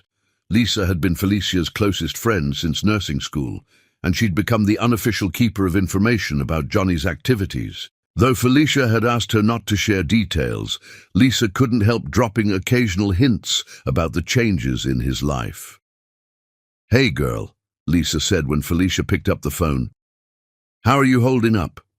"Same as always," Felicia replied, "taking it one day at a time." "I saw something today I thought you should know about," Lisa said carefully. "There was an article in the paper about a new foundation, the Felicia Johnson Foundation for Single Mothers. It's providing full scholarships for nursing students who are single parents." Felicia's breath caught. "What?" The article didn't mention who funded it, but the name isn't exactly subtle, Lisa continued. "It's already helped 12 women start nursing programs, and they're expanding next year." Felicia sank into her grandmother's kitchen chair, overwhelmed by the implications. Johnny had named a foundation after her, not just any foundation, but one that supported exactly the kind of women she'd been, struggling to balance motherhood and education while building a better future. "There's more," Lisa said quietly. "I have a friend who works at Broom Industries. She says he's completely changed the company culture, fired his old inner circle, and implemented all kinds of ethical policies. And Felicia, she says he looks like hell, like a man who's lost everything that matters to him." After they hung up, Felicia sat in the fading afternoon light, processing what she'd learned. For months, she'd convinced herself that Johnny's deception proved he saw her as less than as someone unworthy of his honesty. But the foundation suggested something different. It suggested genuine respect and love, even in separation. That night, as she had every night for 6 months, Felicia lay awake staring at the ceiling and remembering. But instead of focusing on the betrayal and hurt, she found herself thinking about the man who'd taught Donna to ride a bike, who'd held her through nightmares, who'd looked at her like she was the most beautiful woman in the world. Could someone fake that kind of tenderness? Could someone manufacture the way his eyes had lit up when she walked into a room, or the reverent way he'd touched her in the darkness of her bedroom? Meanwhile, in the city, Johnny sat in his empty mansion with a photo album spread across his lap. He'd compiled every picture they'd taken together. Candid shots of Donna on her bike, Felicia studying at the park, the three of them at the farmer's market. In every image, their happiness was undeniable. His phone rang, and for a wild moment, Johnny thought it might be Felicia. Instead, it was Dr. Kellerman. "I know this is unusual," the therapist said, "but I wanted to check in. How are you doing tonight?" "Surviving," Johnny replied honestly. "Some nights are harder than others." "Have you considered that maybe it's time to try reaching out to her again? Not to pressure her, but to share what you've learned about yourself?" Johnny had considered it every day for months. What if she doesn't want to hear from me? What if I just make things worse? What if you don't and you spend the rest of your life wondering what if? After they hung up, Johnny stood at his bedroom window looking out at the lights of the city. Somewhere out there, beyond the glow of streetlights and neon signs, Felicia was probably tucking Donna into bed and reading her a story. The thought of them going through their nighttime routine without him, of all the moments he was missing, made his chest ache with loss. But for the first time in months, Johnny felt something besides despair. Dr. Kellerman was right.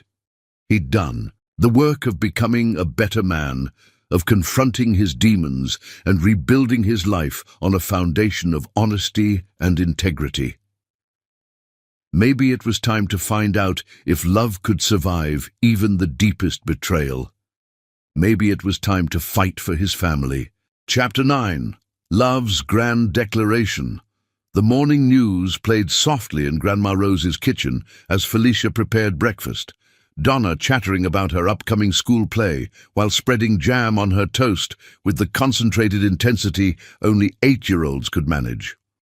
It had been 7 months since they'd left the city, and Felicia had finally begun to believe that maybe, just maybe, her heart might heal someday. And in business news, the Felicia Johnson Foundation for Single Mothers has announced a major expansion of its scholarship program. The anchor's voice caught Felicia's attention like a hook. The foundation, which has remained mysteriously private about its funding source, will now provide full nursing scholarships to over 200 single mothers nationwide. Felicia's coffee mug slipped from nerveless fingers, shattering against the linoleum floor as the news report continued. The Foundation's spokesperson released a statement saying that education is the key to breaking cycles of poverty and creating better futures for children. When asked about the Foundation's benefactor, the representative would only say that the donor wishes to honor an extraordinary woman who embodies strength, compassion, and determination. The camera cut to footage of scholarship recipients. Women who looked remarkably like Felicia herself. Working mothers struggling to balance school and family. Women whose dreams had been deferred but not destroyed. "Mama!" Donna's excited voice seemed to come from very far away. "That lady has your name. How funny is that?" Felicia sank into her chair, her mind reeling. This wasn't the first mention of the foundation Lisa had called about. It was something much bigger, much more public. Johnny wasn't just quietly helping women like her. He was making a statement, a declaration that reached far beyond private charity. Her phone rang, and this time she knew with absolute certainty who it would be. Felicia. Johnny's voice was rough with emotion, as if he'd been awake all night, preparing for this moment. "Did you see the news?" "I saw it," she whispered, her heart hammering against her ribs. "There's something else, something I need to show you. Would you meet me? Please." Felicia closed her eyes, fighting against the surge of longing that threatened to overwhelm her. "Johnny, I don't know if—" "At the supermarket," he interrupted softly. "Where we first met. Tonight at sunset. Please, Felicia, give me one chance to show you who I really am when I'm not hiding behind lies." Something in his voice, vulnerability, hope, desperate love, made her decision for her. Okay, she breathed. I'll be there. The drive back to the city felt like traveling through time. Every mile brought memories flooding back. Their first coffee date, teaching Donna to ride her bike, quiet Sunday mornings filled with laughter and love. By the time Felicia pulled into the familiar parking lot of Broom's supermarket, her hands were shaking. What she found there stole her breath entirely. The parking lot had been transformed into something from a fairy tale. Hundreds of candles in glass hurricanes created pathways of light that converged on a single spot, the exact location where she'd knelt in the rain 7 months ago to help a stranger. Rose petals carpeted the asphalt in shades of deep red and soft pink, and strings of tiny lights had been hung from every available surface, creating a canopy of stars against the darkening sky. At the center of it all, Johnny knelt on one knee, in the exact spot where their love story had begun. He looked different, thinner, older, marked by months of grief and self-reflection. But when he looked up and saw her walking toward him through the tunnel of candlelight, his face transformed with such radiant joy that Felicia felt tears spring to her eyes. "You came," he said, his voice breaking on the words. "How could I not?" Felicia replied, stopping just out of reach. Johnny, this is incredible." "Mama!" Donna's voice rang out, and Felicia spun to see her daughter running toward them from behind a nearby car, where she'd apparently been hiding with Grandma. "Rose! Donna, how did you—" Felicia looked between her daughter and her grandmother in confusion. "Mr. Johnny called Grandma Rose," Donna explained, launching herself into Johnny's arms for a hug that he returned with desperate intensity. "He asked if it was okay to surprise you, and Grandma said yes, because she could tell he really, really loves us." Grandma Rose appeared beside them, her eyes twinkling with mischief. "Sometimes an old woman has to meddle a little," she said, kissing Felicia's cheek. "That man's been calling me every week for 3 months, asking about you both, but never pushing to intrude. He just wanted to know you were okay." Felicia stared at Johnny, who was still holding Donna while balancing. On one knee. "You've been talking to my grandmother? I needed to know you were safe and happy," Johnny said simply. "I couldn't live with myself if you weren't. But I also needed to prove that I could respect your boundaries, that I could love you without demanding anything in return." Donna wiggled out of his arms and ran to a nearby car, returning with a hand-painted poster that read, "Will you marry my mama and be my daddy forever?" in bright purple letters surrounded by hearts and flowers. "I made this all by myself," Donna announced proudly. "Well, Grandma Rose helped with the spelling." Johnny reached into his jacket and withdrew a small velvet box, revealing not some massive diamond signaling wealth and status, but a delicate vintage ring with a simple stone surrounded by pearls. "This belonged to my foster grandmother," Johnny said, emotion thickening his voice. "Agnes Kellerman. She took me in at 16 and showed me what real love looked like. She was the only person who loved me unconditionally until I met you." He drew a shaky breath. "She died 6 months before we met, and made me promise to give this ring only to a woman who loved me for who I truly am." Felicia felt tears streaming down her cheeks as she looked at this man she'd loved and lost and missed every single day for 7 months. "I know I have no right to ask this," Johnny continued, his blue eyes never leaving hers. "I know I broke your trust in the worst possible way, but I've spent these months learning to be the man you deserved from the beginning. I've been in therapy, confronting every demon that made me think lies were safer than truth.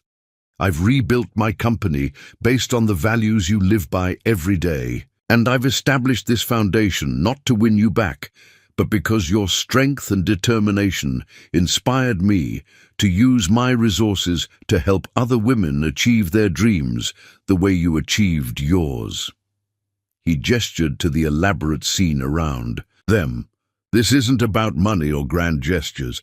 This is about me putting my heart on the line the way you did every day we were together.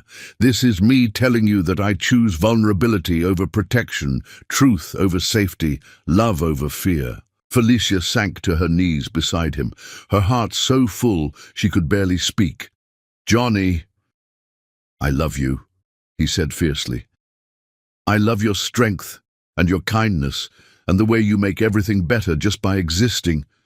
I love watching you study at the kitchen table and hearing you sing in the shower and seeing the way you light up when Donna accomplishes something new. I love that you knelt in the rain to help a stranger and that you built a life of meaning and purpose despite every obstacle." He took her hands in his, and Felicia could feel them trembling.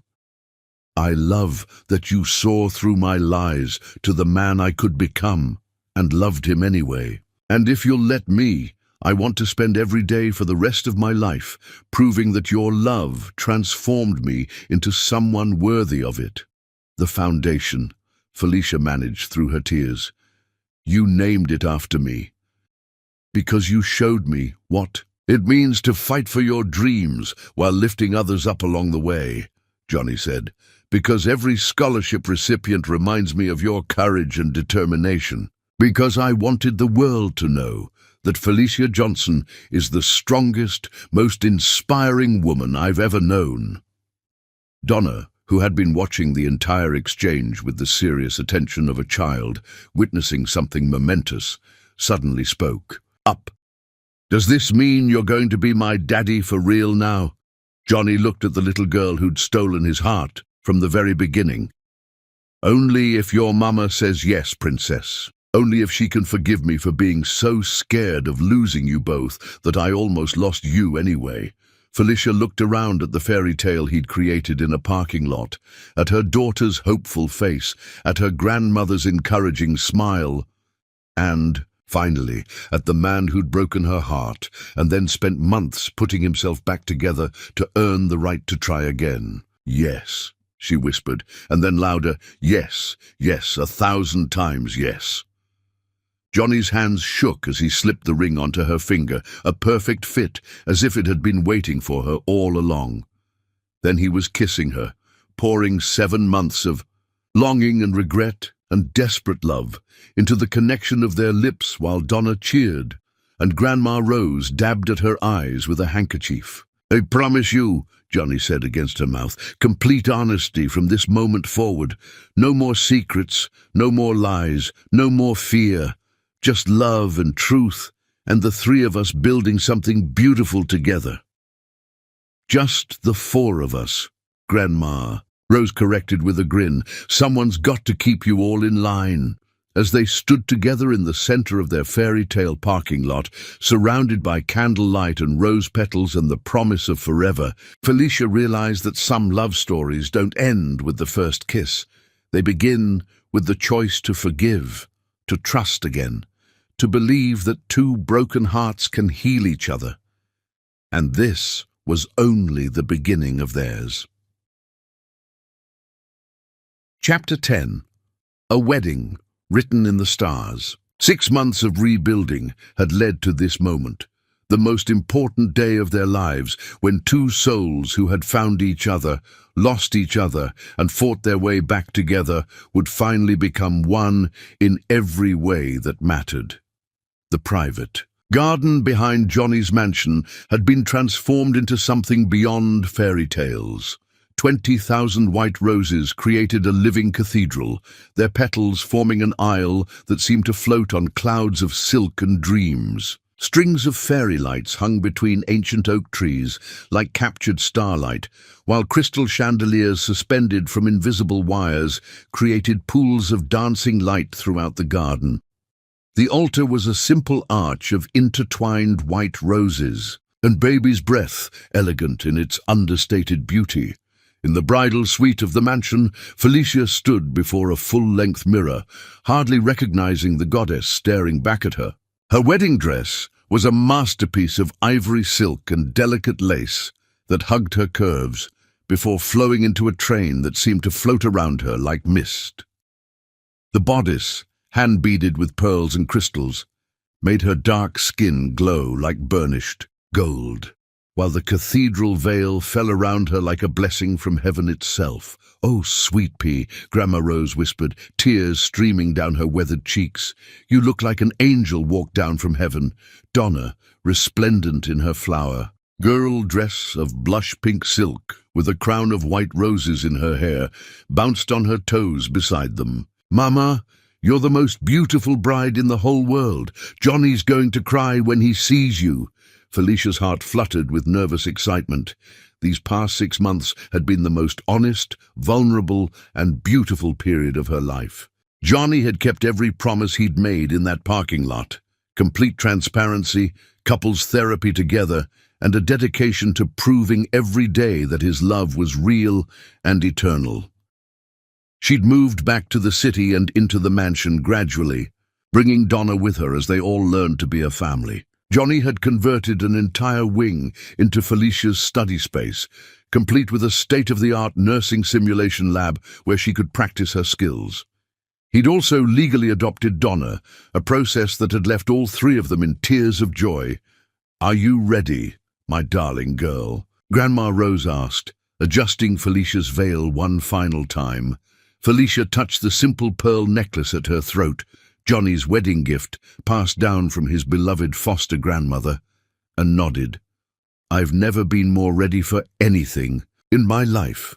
In the garden, Johnny stood at the altar in a perfectly tailored black tuxedo, his hands trembling slightly as he watched the guests take their seats. The ceremony was intimate. Just 50 people who truly mattered to them, including several scholarship recipients from the foundation who had become like sisters to Felicia.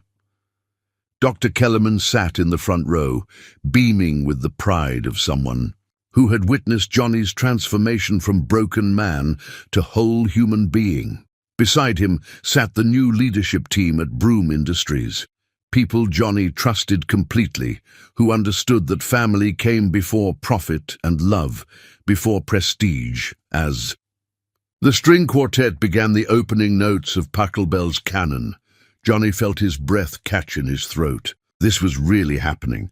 After months of careful rebuilding, gentle honesty, and learning to trust each other completely, they were finally going to be husband and wife. Donna appeared first, walking down the petal-strewn aisle with the serious concentration of someone carrying out the most important job of her life. She scattered rose petals with deliberate precision, her little face glowing with happiness. When she reached the altar, she looked up at Johnny and whispered, "She looks like a princess, Daddy." The word Daddy still made Johnny's chest tight with overwhelming love. He'd legally adopted Donna 2 months ago, and the little girl had taken to calling him Daddy with the casual ease of someone who'd always known he belonged in their family. Then the music changed, and Felicia appeared at the far end of the aisle. Johnny felt his knees nearly buckle at the sight of her. She was radiant, luminous, absolutely breathtaking in her ivory gown that made her look like an African goddess walking among mortals. Her natural hair was styled in an elegant updo with white roses woven throughout, and when she smiled at him, through her veil, Johnny felt tears stream down his cheeks without shame. She walked alone, her choice, a symbol of the strength and independence that had first captured his heart. With each step, she seemed to float closer to him, her dark eyes never leaving his face. By the time she reached the altar, Johnny was openly weeping, not caring who saw him cry for the woman who had saved his soul. "You are so beautiful," he whispered as she took his hands, his voice rough with emotion. "So are you," she whispered back, and Johnny felt his heart complete itself in a way he'd never thought possible. The ceremony was perfect in its simplicity and honesty. Instead of traditional vows, they had written their own, words that acknowledged their journey through deception to truth, pain to healing, separation to unity. "Felicia," Johnny began, his voice carrying clearly through the garden, "you taught me that real love requires courage, the courage to be vulnerable, to trust, to choose hope over fear every single day. You showed me that a man's worth isn't measured by what he owns, but by how he loves, I promised to spend every day of our marriage proving that your faith in me wasn't misplaced, that the man you fell in love with is real and is yours forever." Felicia's vows were equally powerful, her voice strong and clear as she spoke of forgiveness, second chances, and the transformative power of love that heals rather than harms. When the minister pronounced them husband and wife, Johnny cupped Felicia's face and kissed her with all the passion, love, and gratitude in his heart. The garden erupted in cheers, but all Johnny heard was his wife's soft sigh of happiness against his lips. "I love you, Mrs. Broom," he whispered. "I love you too, Mr. Broom," she replied, and hearing his name on her lips as his wife was the sweetest music imaginable. Their first dance was to "At Last" by Etta James, the same song that had played during their first date what felt like a lifetime ago. As Johnny held Felicia in his arms, swaying slowly under the fairy lights, with their guests watching in wonder, he felt like the luckiest man who had ever lived. "How does it feel to be married to a billionaire?" he teased against her ear. "I wouldn't know," Felicia replied with a smile that lit up her entire face. "I married the man who burns pancakes and reads bedtime stories and loves my daughter like she's his own. The money is just a happy coincidence." When Johnny lifted Felicia in his arms and spun her around, the entire garden witnessed pure, transcendent love, the kind that poets write about and dreamers hope for. Donna clapped her hands in delight, while Grandma Rose dabbed at her eyes, and everyone present knew they were witnessing something rare and precious. Later that evening, in the master bedroom that was now truly theirs to share, Johnny and Felicia came together as husband and wife, with a passion that had been building for months of careful courtship and gentle rebuilding. Their lovemaking was desperate and tender, fierce and reverent, as two souls who had nearly lost everything poured their love into each other with the intensity of people who understood how precious and fragile happiness could be. "I love you," Johnny whispered against Felicia's neck as they moved together in perfect harmony. "I love you so much it hurts." "Show me," Felicia gasped, and Johnny spent the entire night worshipping her body with his hands and mouth, proving with every touch that she was his goddess, his salvation, his everything. Their honeymoon in the Maldives was 2 weeks of paradise on earth. In their overwater villa, surrounded by crystal blue lagoons and endless skies, Johnny made love to his wife under tropical stars, while Felicia finally allowed herself to believe in happily ever after. But the real magic began when they returned home and started building their life together in earnest.